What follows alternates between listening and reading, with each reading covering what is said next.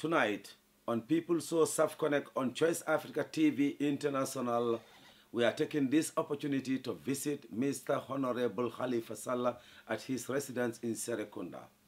We are going to discuss issues regarding Pan-African Congress in the UK, special invitation to Mr. Hallifa Salla.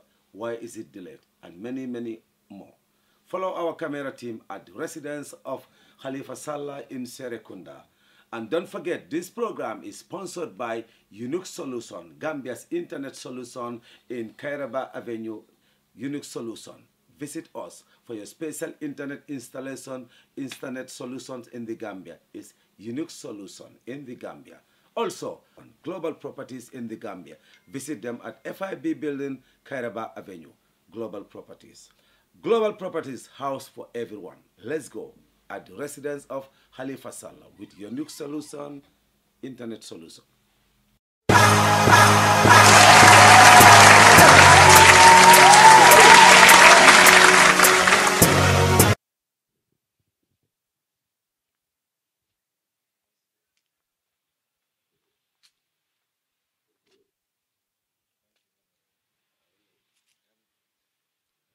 First of all, viewers, I must say Ramadan Mubarak to all of you. If you are a Muslim in the Gambia or across, happy Ramadan to all of you. I am here right in front of the Right Honorable Mr. Hallifa Salla. Tonight, we are having one-on-one talk with Mr. Hallifa Salla based on Pan-Africanism and also little bit that we're going to touch in the Gambia here. Good afternoon, Mr. Hallifa Salla, Honorable Hallifa Salla. Welcome to Self Connect on Choice Africa TV. Good afternoon. Right. You're welcome. Thank you. It's a pleasure meeting you tonight. And first of all, we would like to say thank you for giving us this opportunity to meet you at your residence during the Ramadan. Well, the Sarens are very hungry. Okay, we understood you have an invitation by UK Pan-African Congress. How do you know them, and what's the plan, and what are you expecting? Well, you are right. I received a letter from them inviting me to address them on Africa Liberation Day. I have had a relation with them because they had invited me some years ago, Right. to address them at Manchester. And in fact, a cassette was produced which is still circulating in the world. Wow. So I believe they are convinced that I have something to say. And there is absolutely no doubt and that being a National Assembly member in the Gambia at this very moment and having participated in the process of peaceful transformation of the country when everywhere in Africa, whether in Libya, in Sudan, Burundi, war is raising its ugly head and is capable of consuming the young Africans and depriving them of a future. The future that African liberators fought for and eventually attained the height of patriotism and self-sacrifice to bring about independent nations that are supposed to have attained their right to self-determination. And indeed, if all their work appear now to be a facade,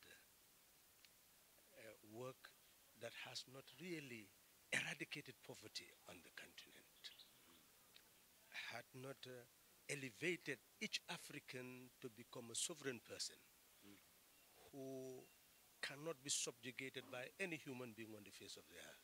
If we had not attained that, then this is a moment to interrogate ourselves and ask the question, Why? Why are we still where we are? The vast majority of our people living in abject poverty.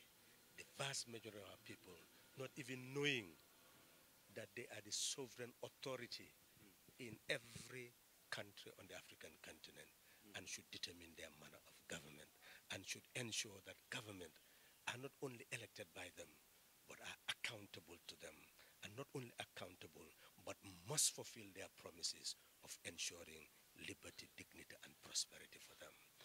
We must ask the question why, and that is what I was invited to interrogate in UK before the Pan-African Congress so that they will determine for themselves whether I have the answer why and I have the answer on the way forward. Thank you. Well said. We heard that your visa was issued, but your passport got delayance. How true is this? What was the delayance? What was the cause of the visa little bit saga that was going around in the country? Well, United Kingdom is a sovereign country. Anybody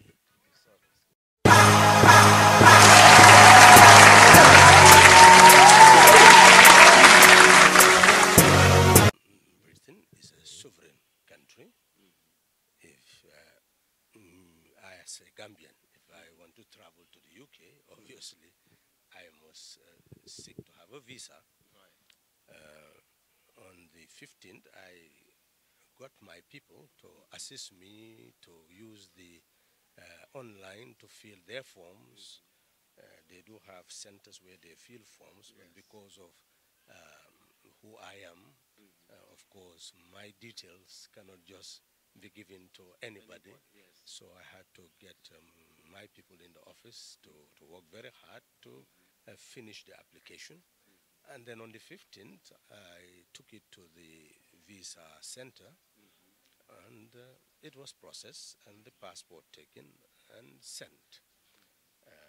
I am told that it is sent to the UK, and since then I've been waiting for that passport. And the organizers gave me an air ticket dated the 26th. So on the 26th, I had to go and find out whether the passport was there, and I was told that it wasn't there. This is when I decided to contact the British ambassador to indicate my predicament, because the organizers were informing me that they have public lectures and people have paid to attend some of these lectures, so clearly they had, yeah, they were expecting me. So the pressure was very high, so of course I didn't, this was not an official visit, and I have a diplomatic passport, and in fact I'm scheduled to go to Malta because of my participation as a member of the EU ACP Parliamentary Assembly, and I should be leaving on the 12th of this month. So I was wondering what passport to give them, and therefore the advice I sought, I gave them the diplomatic passport, and I was expecting that before the 26th that I will get it. Either get a rejection or you get a passport acceptance, you know, because I cannot determine what they will do, and I don't want to determine what they will do. But unfortunately, the passport didn't come. I spoke to the ambassador. They said they will make some effort. And of course, it coincided with what they call bank holiday on Monday. Since Monday, I've been contacting them now. They said they're making some effort to get the passport back. So what brought about the issue of denial, non-denial, I don't know. I think that's an issue of political conspiracy by, we all understand the net now that, of course, there are so many opinions and so many interests. But I will just advise Gambians that the integrity of the country must be maintained. Whether Hallifa Salla is given a visa or not given a visa is very immaterial as far as who Hallifa Salla is in the Gambia. I don't think anybody doubts who who Hallifa Salla is in the Gambia, and I don't think anybody doubts who Hallifa Salla is in the Pan-African community abroad. So essentially, I don't think it helps anybody's case to try to build a story out of that. So what I can say is I received a message by email that they have taken action, they have made a decision on the application, but I'm yet to know what that decision is, and I'm yet to receive the passport. And I've conveyed, of course, to the British ambassador that I really need the passport because I need it to be also get a Schengen visa to be able to go to Malta for my other conference. So I hope that these days, one thing or the other, I will either get a passport or get a visa, maybe to, if the organizers still want me to spend 2-3 days to give the public lectures, well, I'll still be willing to do so because I believe I have something to contribute.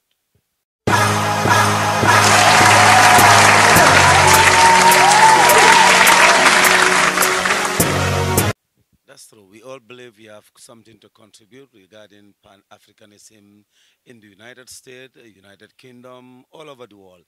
Even in Gambia, Mr. Salla, how do you see Pan-Africanism contributing towards the new Gambia? Well, you see, the problem of many people is the lack of research. What has brought about the whole spirit of Pan-Africanism is to facilitate the independence of the African continent. The African continent was subjugated. And because of the subjugation, all of us were subjects. We had no right to determine our manner of government. You know that in the Gambia by 1902, the protected ordinance had been consolidated. By 1889, on the 10th of August, the French Republic and the British Crown had agreed to demarcate the border of the Gambia and then continue to struggle with the internal rulers, with Musa Molo. We all know that they reduced him to a paramount chief, and he signed to receive stipend from them. And with Fodekaba, he was defeated with the combined forces of the French and the British. So eventually then, they dominated the country. By 1902, Gambia was essentially a British subject, a British colony. This is what happened to all the African countries. And in 1900,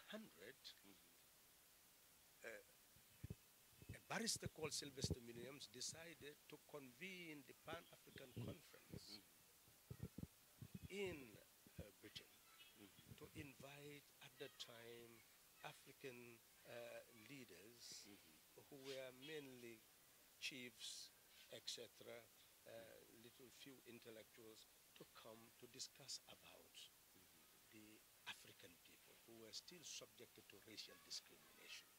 And they wanted the racial discrimination to come to an end. There were cases where still those chiefs in their own territories were struggling against the British Crown. So how the barristers could help them in those cases. So there was solidarity of people of African descent against racial discrimination. But by 1918, a mass movement of Africans for the liberation of the continent had emerged with the Garvey movement, thus calling for the arising of an Africa that will become a star among the world constellation of nations. Because people like Garvey saw that Africa had to belong to the world body as equal to all other nations. So the spirit of Pan-Africanism began to develop. By 1919, the first Pan-African Congress was held in Paris, side by side with the discussion that took place to put an end to the First World War and for reparation to be paid by Germany to the other powers that conquered it. So side by side with that discussion, people like Dubois called many African leaders and leaders from the Caribbean to be able to sit down and see how they can chart a new way forward for the continent. And they agreed to a declaration which emphasized those countries that were dominated, that were owned by Germany as colonies, should not continue to remain colonies, but should be transformed into trustees and trusteeship countries, where those countries, they will start to help to begin to evolve into independent nations. And they emphasize that the land belonging to those people must not be taken away from them, but they should be allowed to use that land for their prosperity. The minerals should go and increase their prosperity. Investment should not be meant just to exploit their territories, but to ensure that that investment also goes back to enhance their development. That education should be free. Not only free, but technical education should be introduced in the schools so that the African people will not only get knowledge, but will also have skills to be able to develop the continent. This is 1919. If you look at the program, they were emphasizing that there should not be forced labor, that the rights of the people should be respected, slavery should be abolished, and they will make sure that the African people, their voice, their consent will determine their manner of government. And increasingly, they must move from self-rule to self-determination. That was the target in 1919. That was the agenda that was followed up to the 5th Pan-African Congress, where they agreed that the moment has arrived. It was no longer just simply protesting. It was no longer just simply articulating what they wanted to do. Now, it was time to implement. And that's when they all agreed that they will come back to the African continent to liberate the continent. So all those people who attended went back and started building movement in their countries, the Nkrumahs, etc. And you can see what happened to Nkrumah, eventually the struggle. To make matters short, Nkrumah, eventually in Ghana, succeeded in the general mobilization of the Ghanaian people, the working people, the farmers, all people who were interested in change, eventually for Ghana to become independent in 1957. But when Ghana became independent, Nkrumah said that the independence of Ghana was meaningless unless it was linked to the total liberation of the continent. So he decided to call a meeting of independent African states. And then after the independent African states met, he convinced them that they should put resources to facilitate the development, the independence of other territories. And after that, he also called a meeting of all the liberation movements. And all of them went, most of them. And most of them became leaders of their countries after that. So in short, the Pan-African movement was the basis of Africa's liberation. So if we have leaders today who are innocent of what happened, then where are we? We must know our history. And that is why I'm called there to be able to recall exactly what happened in the past. Now, I will make this short because I still will make that venture. Even if it's not this time, I will make sure that I give them another time. Because why? Because in 2019 will be the centenary of the first Pan-African Congress.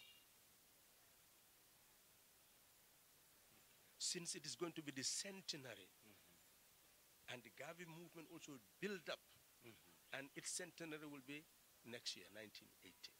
So I would want to meet the Pan-Africanists before then, so that we ask ourselves, what happened 100 years of Pan-Africanism?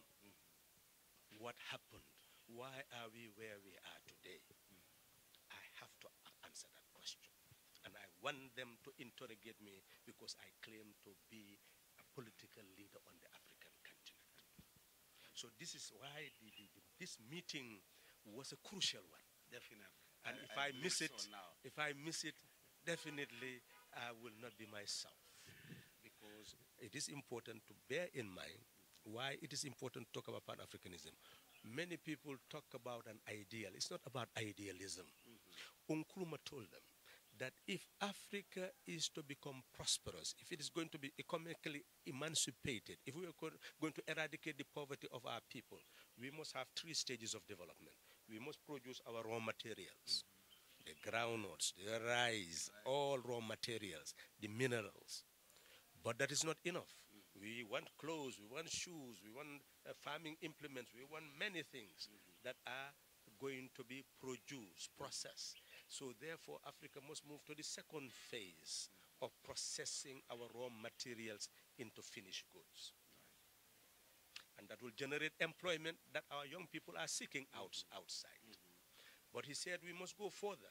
If we are going to buy the equipment that we are going to utilize to process, we will still be dependent. That's right. So it means that we must move to the start stage of development. We must be able to produce the machines that will be able to produce the other machines that will facilitate the utilization of our skills to process our raw materials into finished goods. He said that is genuine independence of the continent.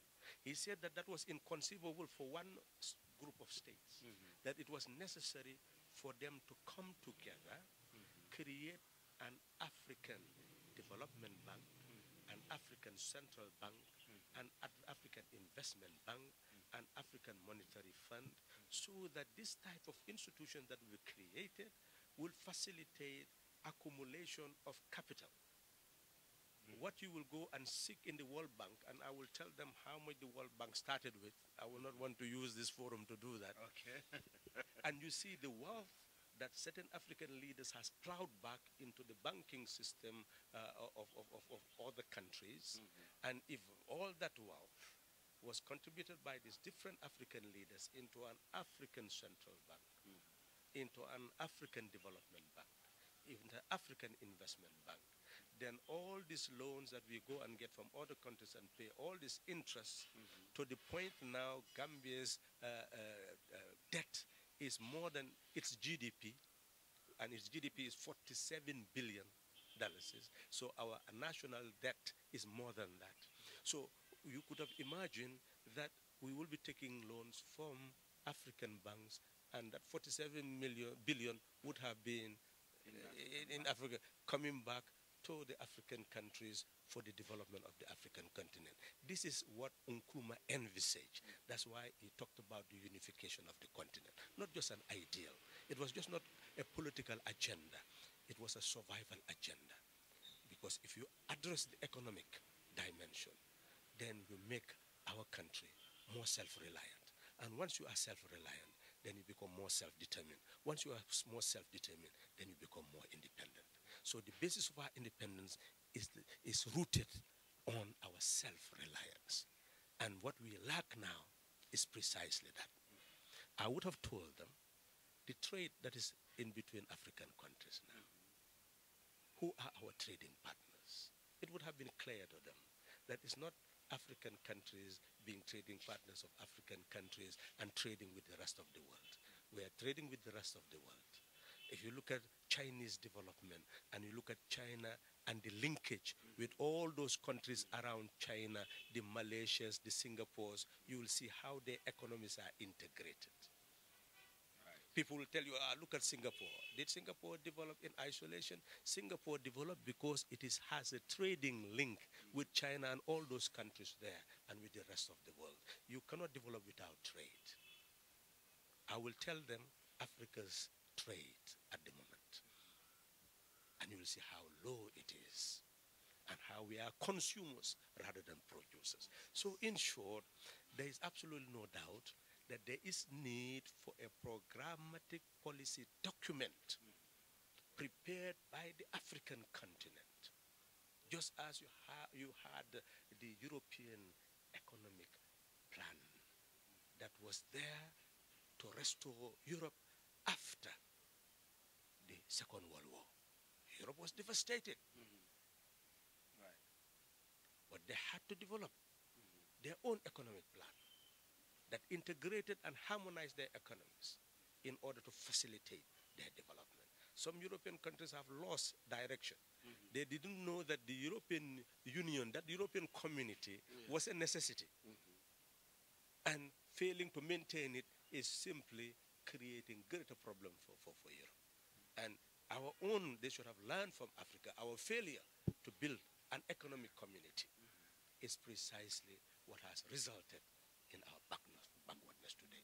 So the whole world needs some form of integration, and all these messages would have been clear in my speech if I had the opportunity to deliver them. I would have shown them the lost decades of the African continent. First lost decade, second lost decade, third lost decade, fourth lost decade, and what are we going to do now as we move into the fifth? Are we going to continue to be the beggars of the human race when we have abundance that others are benefiting from? Are we going to continue to live in squalor? Are we going to continue to live without rights? That the only story about Africa is war, pillage, violation of rights, imprisonment without cause.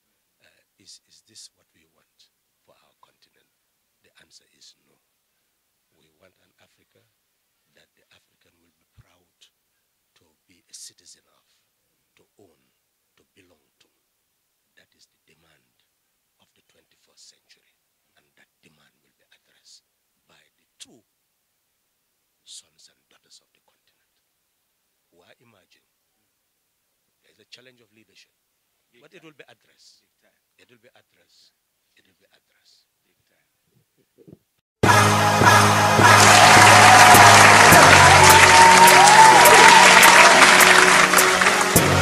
Pan-Africanist UK Pan-African Congress. Definitely you need this one. There are so many of us over there in England, abroad, that don't know our culture, don't know how Africa developed, where Africa started till now. So, Mr. Salla, to be with you over there is an important step forward, a learning process for you to know your culture, your trade, how Africans survive, how do we live, how do our education, farming, like he says. We'll get back to you into that one. Stay tuned now. We are going inside the Gambia. Thank you very much. All right.